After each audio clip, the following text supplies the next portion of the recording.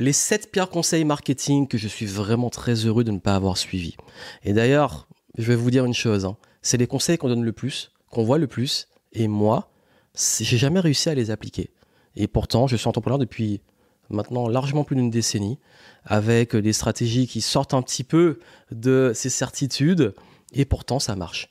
Comme quoi, hein, il y a peut-être des fondamentaux, des principes qui ne changent pas, mais il y a aussi et surtout la capacité à s'adapter à votre personnalité, votre fonctionnement et surtout votre business. Surtout quand on est, comme nous, atypique. Bienvenue ici Joanne Yangting. Aujourd'hui, je vais vous parler des pires conseils marketing pour vous aider à voir que beaucoup de choses que vous voyez et entendez ne sont pas forcément les plus pertinentes pour votre marketing. Je ne dis pas que ces conseils seront les pires pour vous, mais en tout cas, pour moi, ça n'a pas été pertinent et j'ai trouvé des alternatives. Et comme il se trouve qu'on attire les personnes qui nous ressemblent, je pense que ça va vous parler. Et d'ailleurs, si vous voulez découvrir mon écosystème de programmes et mes consultings pour vous aider, pour pouvoir vous développer avec une stratégie qui soit alignée, qu'on design ensemble une stratégie, une structure et un marketing, une communication qui vous correspond à vous, votre personnalité, vos valeurs, mais aussi votre offre, allez voir en descriptif et je serai ravi de vous aider et vous montrer aussi qu'il y a d'autres voies et que tout ce qu'on raconte n'est pas forcément toujours pertinent, surtout si vous avez du mal à vous y retrouver. Donc, c'est quoi ces fameuses stratégies marketing qui ne marchent pas pour moi? La première, c'est spécialise-toi, trouve-toi une niche. Alors, en tant que multipotentiel, moi, quand on me dit trouve-toi une niche, spécialise-toi, je suis incapable. Vraiment, je suis incapable. Mon modèle n'est pas basé sur la spécialisation et le fait d'être spécifique. Alors, j'ai trouvé une alternative. Je sais qu'il y a beaucoup de multipotentiels qui me suivent et qui disent qu'on a plusieurs casquettes. Comment on fait pour se marketer? Comment on fait pour ne pas perdre les personnes et qu'elles comprennent ce qu'on fait? Alors moi, j'applique un concept à différents niveaux, qui est plus haut, qui est Joanne Yangting, ma personne, le multipotentiel, qui a différentes activités. Donc, c'est une convergence de tout. Et moi, ma convergence, elle se fait autour d'une philosophie, d'une vision qui est basée sur le fait de mettre de la fluidité, de s'amuser, donc le game, le flow, tout ce que vous voyez, game entrepreneur, le fait de pouvoir aussi être beaucoup plus dans le flow. Je parle souvent de flow de vente, de flow en productivité, en gestion du temps. Donc moi, c'est toujours autour du flow. Ça va être dans tout ce que je fais, il y a toujours du flow et du game, on s'amuse, on joue. Parce que je vois la vie et le business comme un jeu. Et je vais avoir un hub qui va amener sur mes consultings, mes formations, qui va amener également sur tout ce qui va toucher à... ça, c'est un truc qui est très personnel, la partie un peu conférence, livre, et également la partie... vraiment, quand je dis que c'est personnel, c'est que j'ai plein d'activités et j'ai du mal à dire, moi, c'est que ça que je fais. Donc en gros, il y a Johan, et Johan, il a plusieurs activités, plusieurs casquettes. J'ai un site, yangting.com, qui a une sorte de hub qui amène un peu partout. Il y a une forme de convergence, comme je l'ai dit, autour du flow, du game. Et derrière, j'ai plusieurs offres, programmes très spécialisés. Ça veut dire que je peux avoir du marketing sur le design d'une offre, je peux avoir une formation sur la productivité et la planification, je peux avoir un programme sur comment vendre quand on est introverti, et tout ça, il y aura des portes d'entrée. Ça veut dire que les gens peuvent rentrer par ces portes parce qu'ils vont faire des recherches sur Google, parce qu'ils vont me trouver dessus, et ils vont rentrer, multipotentialité, ils vont rentrer par ces portes. Ils ne vont pas rentrer par Johan, ils vont rentrer par une porte, par contre la porte elle est spécifique.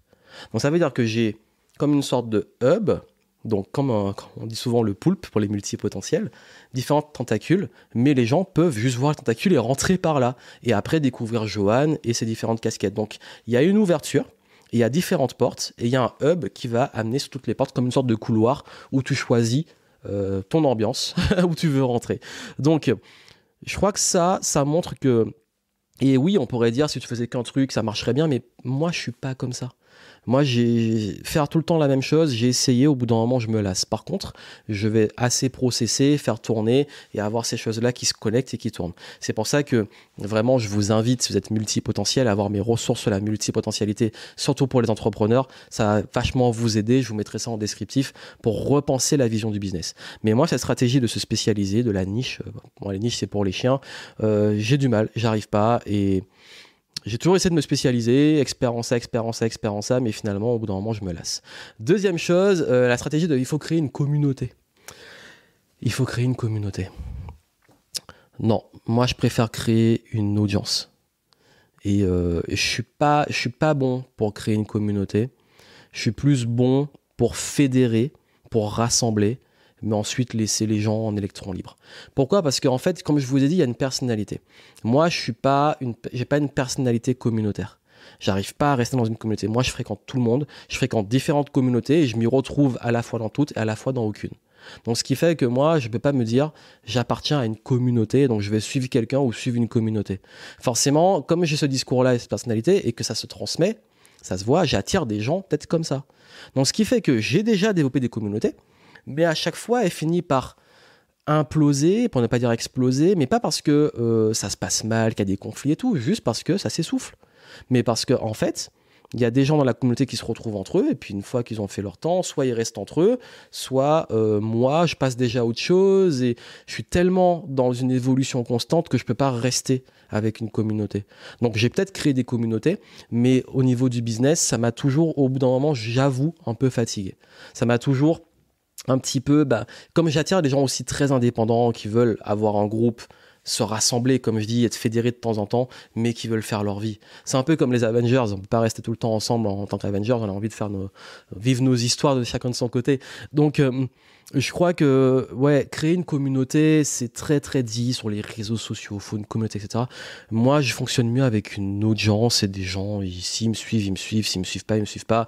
Il y a des valeurs, il y a des trucs qu'on parle de communauté, mais pour moi, c'est plus fédéré autour d'une vision que réellement avoir une communauté d'entre-soi, on pense pareil, parce qu'à chaque fois, même que j'attire des gens qui sont fédérés, qui commencent à faire trop d'entre-soi, ça me saoule. Parce que j'aime pas l'entre-soi. Donc c'est très personnel.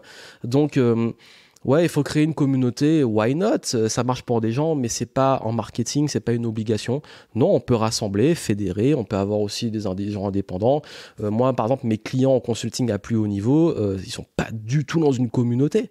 Donc, peut-être de leur côté, mais ils sont pas dans une communauté qui me suit. Ils sont vraiment électrons libres.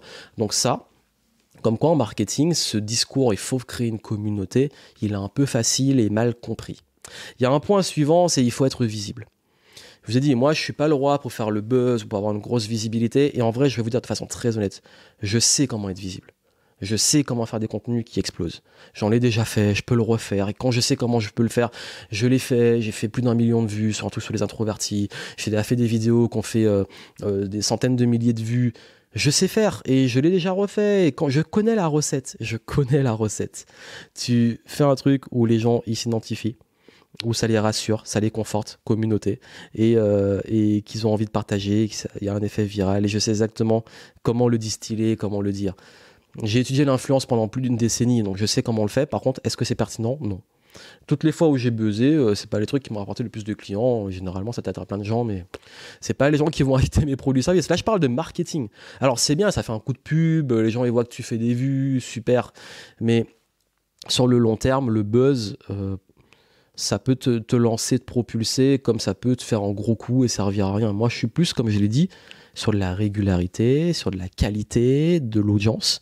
J'ai moins de monde, mais j'ai des gens qualifiés. J'ai aussi une capacité à être très, très, très régulier.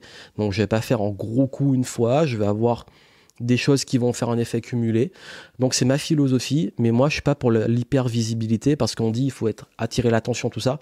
Mais il faut savoir aussi à qui on s'adresse. Et moi, c'est clair dans mon marketing. Ça marche pour le marketing de masse, mais mon marketing à moi n'est pas du tout adapté à la masse, n'est pas du tout adapté au grand public. Donc, je ne peux pas faire des stratégies de grand public. Je peux le faire si je veux, je l'ai fait. Mais ce n'est pas forcément pertinent d'un point de vue business. Il y a le point suivant qui est, on dit qu'il faut tout miser sur les réseaux sociaux. Ouais, les réseaux sociaux, c'est bien. Mais l'algorithme, il change tout le temps. J'ai connu l'époque des blogs et des SEO qui changeaient tout le temps. Google changeait l'algorithme. Il y avait à l'époque les pandas, pingouins, ils ont fait tous les animaux de la planète. Il y a également eu l'époque quand on a commencé à avoir YouTube et ça changeait, les youtubeurs ils râlaient, même moi aussi. Il y a un moment, c'était plutôt, par exemple, plus les algorithmes de Facebook qui changeaient, ils poussaient pour qu'on puisse faire de la pub. Bon, les pages n'avaient plus de reach. Instagram, l'algorithme, il change tous les ans. Enfin, ouais, mais moi, j'ai pas envie de dépendre des algorithmes.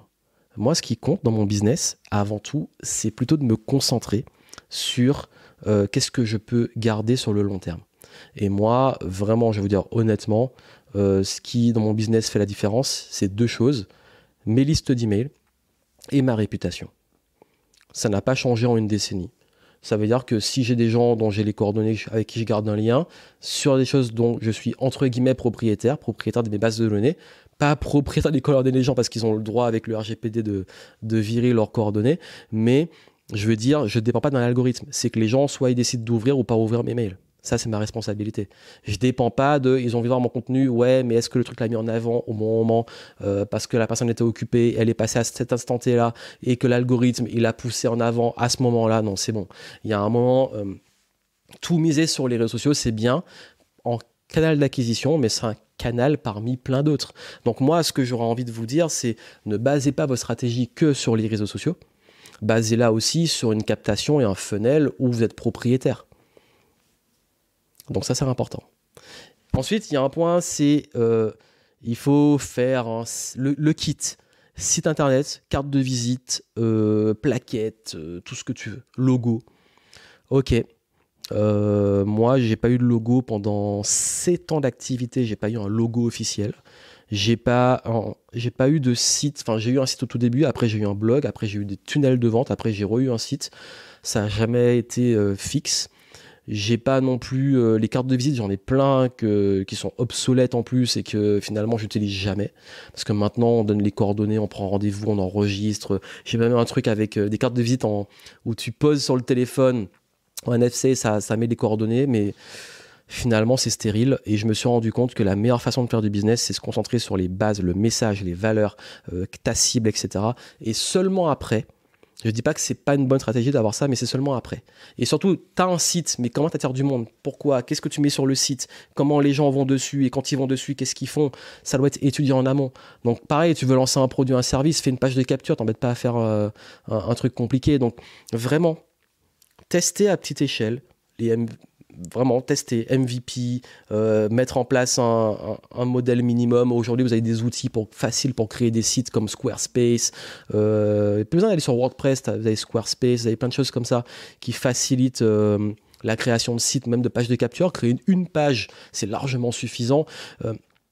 Les logos, bah, faites-le quand vous avez bien basé votre branding, votre message, le truc il est bien. Comme ça, quand vous allez voir un designer, un graphiste, vous saurez quoi lui dire. Parce que si vous ne savez pas quoi lui dire, vous n'êtes pas sûr que votre business est viable, ça ne sert à rien. Donc il y a tout ça qui fera la différence. Et le dernier point, c'est il faut absolument déléguer le marketing. Déléguer le marketing, c'est délicat. Surtout si on est indépendant et que c'est notre image à nous. Pourquoi? Parce que quand on délègue le marketing, c'est pas notre énergie, c'est pas la bonne façon de communiquer. Donc si c'est pas notre truc, si c'est pas vraiment pas votre truc, le marketing c'est pas votre métier, ok. Là, je comprends. Moi, le marketing, c'est ma force. Parce que ma force, c'est la création de contenu. J'ai un très, très bon niveau en copywriting. J'ai un très, très bon niveau en structure, en création de contenu, etc. Donc, je peux déléguer le fait de magnifier le contenu. Montage vidéo, même si aujourd'hui, je préfère faire des formats extrêmement simples, posés, et pas vous balancer plein de cuts et tout. Également, le fait aussi le graphisme, c'est pas trop mon truc, donc avoir des modèles. Le fait également aussi d'avoir des choses, le même contenu, mais embelli, mise en page pour un livre. Donc tout ça, c'est important. Mais le fond du marketing, je peux pas avoir un copywriter chez moi. Désolé pour tous ceux qui me contactent, parce que c'est pas mon énergie et c'est ce que j'aime faire. Je peux pas avoir quelqu'un qui écrit mes vidéos, parce que encore une fois, c'est ce que j'aime faire, ni mes conférences. Donc, moi, je peux pas déléguer tout dans le marketing parce que c'est mon métier et c'est ce que j'aime. Je suis créateur de contenu. Et ça, j'ai mis du temps à le capter parce que quand je l'ai essayé, ça marchait pas aussi bien. C'est pas mon énergie. Mais le jour où j'en ai marre de faire ça, je sais que je peux déléguer, expliquer vraiment comment je veux et puis peut-être me concentrer sur certains contenus. Mais à l'instant T, cette stratégie de déléguer le marketing, ça ne me correspond pas. Ah oui, et il y a une dernière stratégie marketing qui n'a jamais vraiment du tout fonctionné pour moi, c'est quand on dit qualité versus quantité. J'ai compris, oui, je sais, moins de contenu, plus qualitatif, moins, etc. Mais j'ai aussi compris une chose, c'est que on est dans un monde qui va tellement vite que les gens, ce qui fait la différence, on confond fréquence et qualité. Et la fréquence, le fait de voir souvent, le fait de voir régulièrement des choses qui se passent, ça fait aussi une différence. Donc pour moi, on peut faire quantité et qualité. On peut faire les deux. Il faut avoir les ressources. Mais aussi et surtout, c'est qu'on confond tous les formats. On peut faire masse de quantité de petits posts sur Twitter, sur Facebook, sur Instagram, sur TikTok, tout ce que vous voulez. On ne peut pas faire autant de quantité sur une chaîne YouTube dans des formats longs ou sur du podcast. On ne peut pas faire autant de quantité sur peut-être de l'emailing. On ne peut pas faire autant de quantité sur des formats où c'est plus dense. Sauf si on fait des formats très courts. On peut avoir des podcasts quotidiens beaucoup plus courts, etc. Donc, il y a une logique, en fait, ça n'a pas de sens quantité, qualité. Non, c'est plutôt pertinence, format, fréquence, plateforme. Et ça fait vraiment une différence. Voilà ce que je voulais vous dire. Tout ça pour vous dire que il y a des conseils, je ne dis pas que c'est des mauvais conseils, c'est juste qu'ils ne s'appliquent pas à tout le monde ou qu'on peut aussi prendre différentes façons de faire, adaptées à nous. Donc si vous voulez de l'aide sur ça, allez voir un descriptif, on peut en discuter. Mais aussi et surtout, moi je voulais vous dire que j'ai créé une méthode là récemment qui permet aussi de baser son business non pas uniquement sur des choses externes qui varient, mais le baser sur des choses solides qui permettent d'avoir un business intemporel, récurrent, régulier, posé, basé et qui permet d'être beaucoup plus serein pour l'avenir. Vous avez les infos en descriptif, j'espère que vous pourrez le voir à temps pour profiter des avantages de lancement. Mais en tout cas, c'est ce que je voulais vous dire, c'est qu'aujourd'hui, ce qui compte, c'est pas de écouter tout le temps les conseils, de les prendre comme ça, c'est de comprendre les bases, qu'est-ce qu'il y a derrière, les fondamentaux, et d'avoir une application qui nous correspond. Parce qu'en fait, le marketing, s'il y a bien une chose que j'ai remarqué au fil des différentes années, c'est qu'il y a des choses qui ne bougent pas, qui sont des bases, qu'on peut utiliser, des modèles, des principes, basés sur la psychologie humaine qui ne va pas changer. Mais par contre, l'exécution, on peut l'adapter à notre sauce et on peut trouver vraiment des modèles qui nous correspondent et c'est beaucoup de tests. Méfiez-vous des marketeurs qui vous disent ça, c'est le truc cette année, c'est le truc qui marche et qu'il faut faire, c'est ça qui est important. Généralement, ça appuie parce que 3 mois après, il va vous dire ça c'est mort, voici le nouveau truc. Non, c'est bon. Moi, ça fait 10 ans que je suis là. Vous voyez mes discours sur les dernières années. Il y a des choses qui n'ont pas bougé et après, il y a des choses qui évoluent où on s'adapte, mais les bases, le fond ne change pas. Voilà, donc j'espère que ça pourra vous aider à y voir plus clair, à changer aussi de perspective. Je vous souhaite énormément de succès et je vous dis à très bientôt.